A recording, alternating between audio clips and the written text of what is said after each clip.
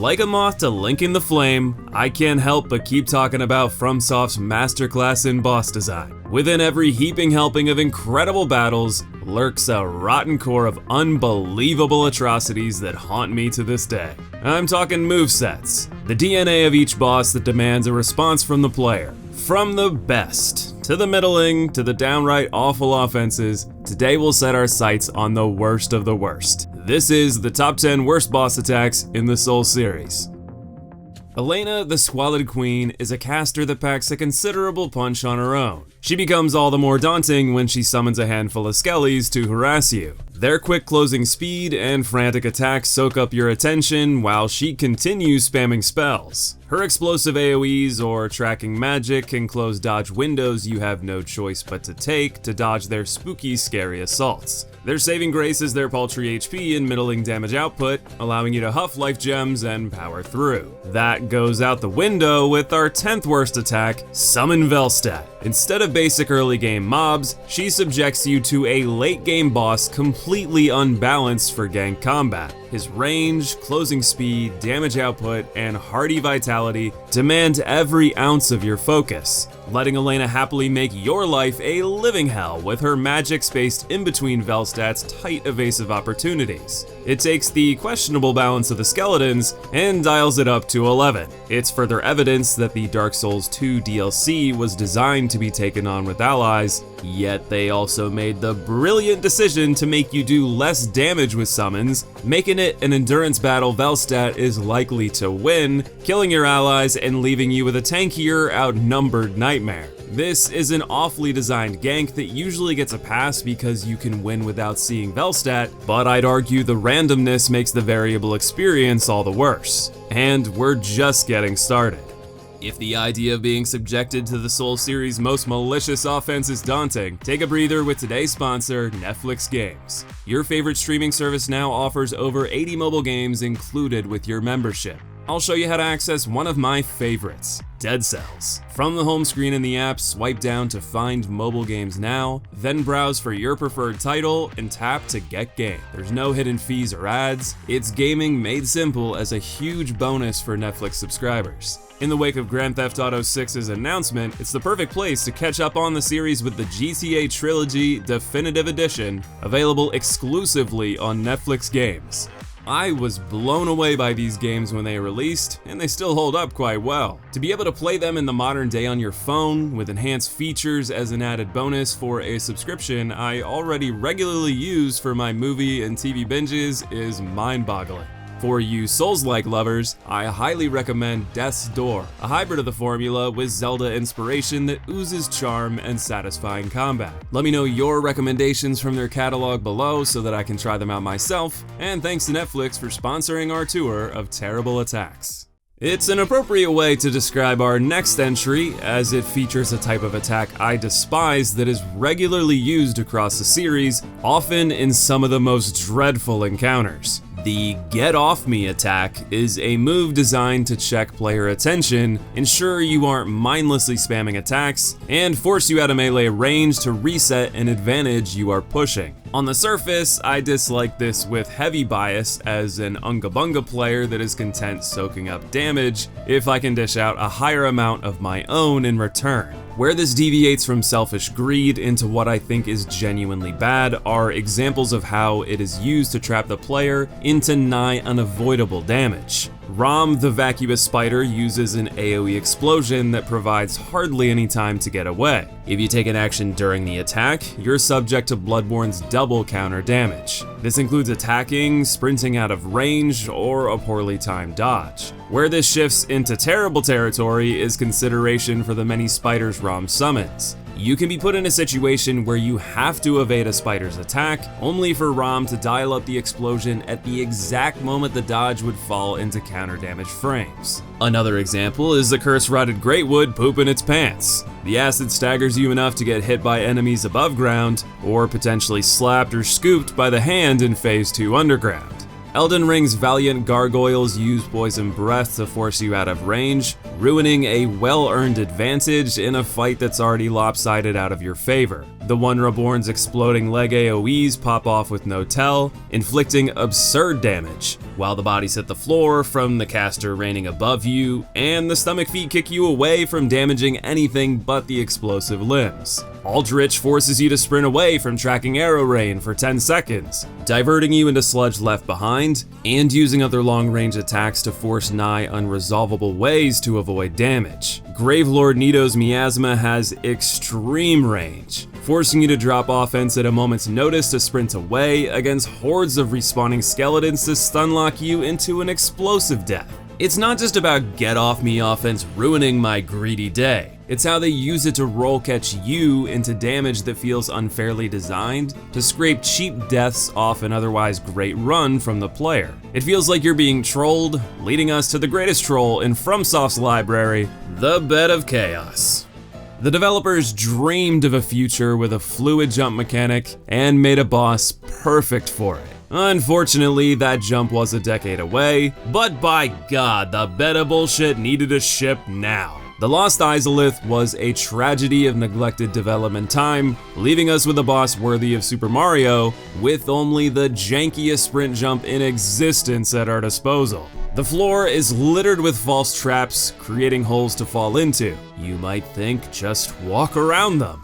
And sure, that works when the Bed of Chaos is docile, which is just about never. This arduous arbor is equipped with a horizontal sweep featuring high speed, horrendous hitboxes, and doesn't trip you up in place. No, it sweeps you effortlessly into the aforementioned holes for an instant trip back to the bonfire.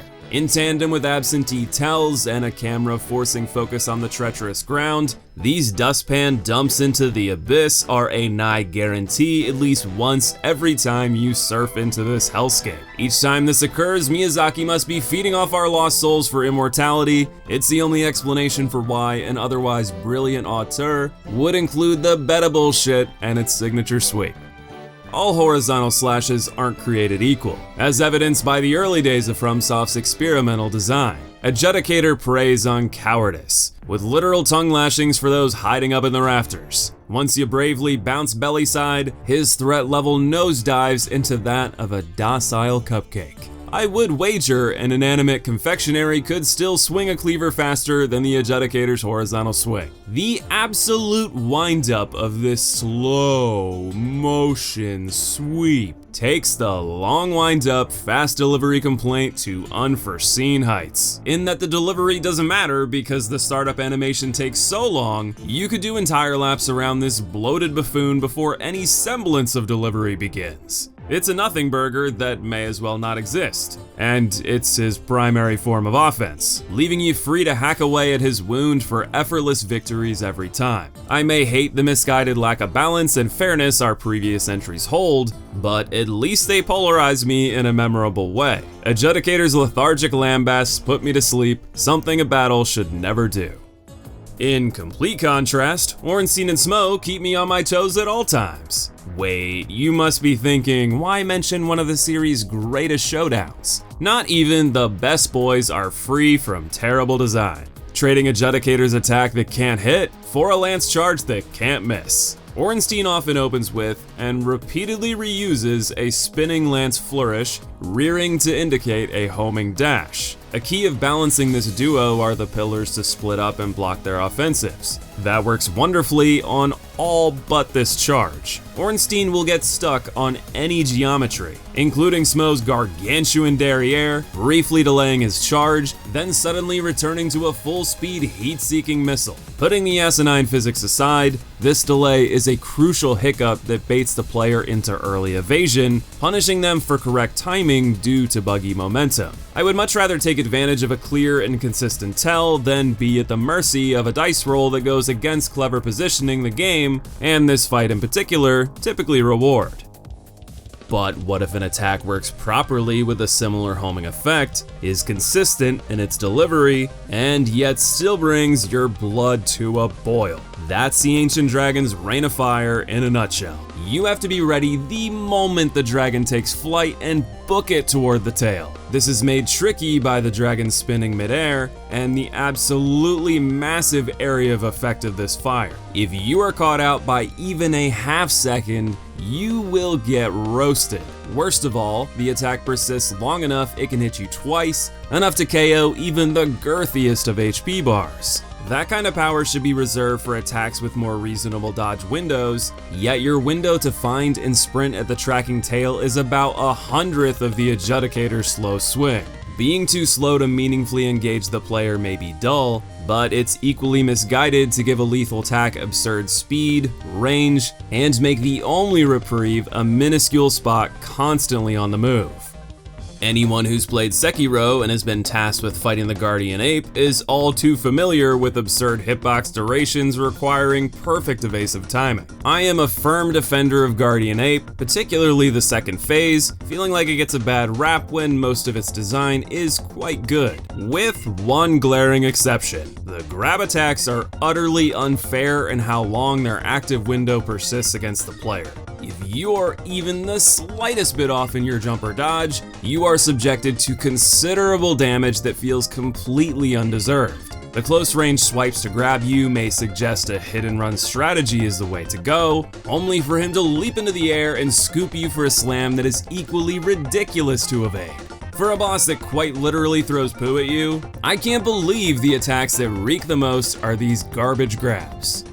At least the Lance Charge, Fire Rain, and grabs have some semblance of a dodge opportunity, while Oceiros is bonkers in more ways than one, ditching his staff to unleash a charge featuring a hitbox that violates the Geneva Convention. This sudden burst of speed far exceeds anything the player can match, the movement is completely erratic, the damage is outrageous, and does not scale at all from whether you take it head on or barely stub your big toe. But with all of this in mind, by far the most egregious issue is that for the duration of these dastardly dashes, Oceiros' entire body becomes a hitbox. If you touch even a single scale of the Consume King's model, you'll take full damage. If all this wasn't enough, you need to be ready for this attack to begin without a single shred of notice. He can combo into it off of any attack, or even basic movement animations. The amount of cheap deaths I've suffered at the hands of this charge are more than I care to count.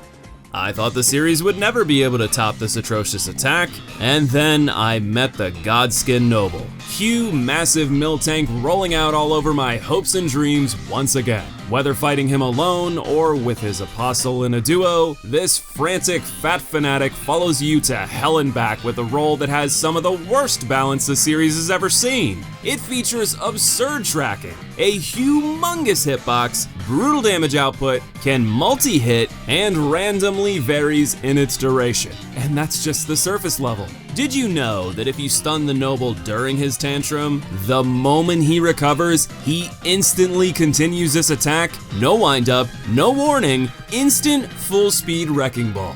So if you manage to find a way to cleverly position to block his pursuit and stun him for his transgressions, you're rewarded by being steamrolled for taking the riposte. Surely it can't get any worse than that. Oh wait, it can. If being punished for adept evasion and offense wasn't enough, sometimes he'll burst into this attack out of nowhere.